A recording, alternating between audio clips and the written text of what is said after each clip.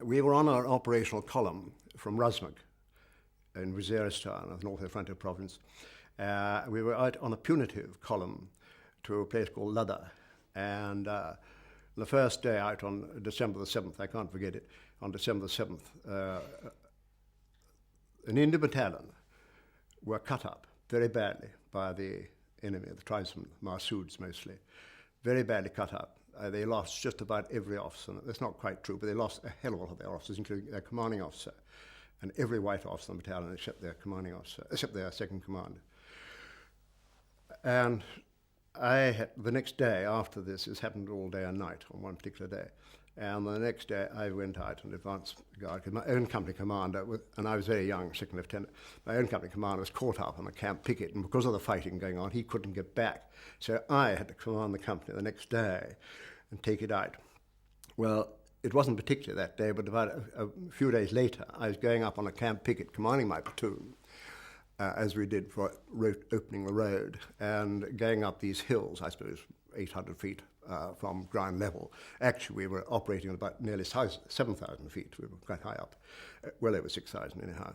And it was on the way up to these camp pickets, which we would picket the route so that the road could be opened back with him, and we wouldn't be shot up by tribesmen, so they wouldn't occupy the high hills. So we were occupying the high hills.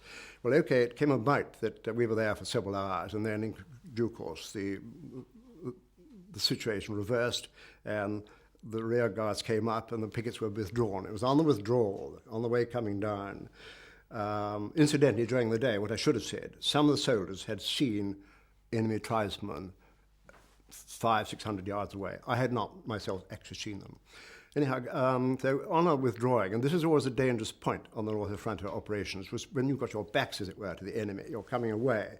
And so people on the ground below you are covering it with machine guns and artillery fire and whatever.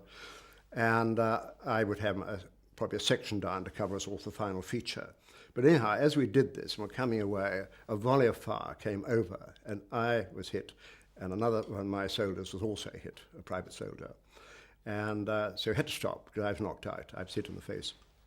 So we had to stop, and after about 10 seconds or so, I shouted, which was the drill, is once you stop like that, you've got to go back to recapture a suitable feature to hold it in case you were rushed by the tribesmen and you got ambushed or something. And so we would go back up to the feature, which is what we did. And I only had at that time, about 15, 20 men, I suppose. Because somebody was on the ground further down here was covering us. And in due course, because of the man who was actually also wounded, he was hit on the leg, couldn't move, so we had to have a stretcher to get him away. In the meantime, my signaller stood up very bravely. I mean, I asked him to, I have to admit, but he was very brave. He got a mention in dispatches for it. Signalled back our problem in Morse code with his flag to ground, and the artillery fire came down and so forth. And company commander and another platoon came up to boost the strength up there and make sure that we were okay, and helped us away. And then we came back. I mean, I came to, in fact, was working on the machine gun later on while still up there, but I was on my 2 feet. I was all right. And well, that's how it was. And we came back. But funny enough, on the same day, in other parts of the battalion, 2 other soldiers were also hit. And they were actually, yes, they were, don't think anybody was actually killed that day. They were all wounded. And so that was in December, just before Christmas, 1940.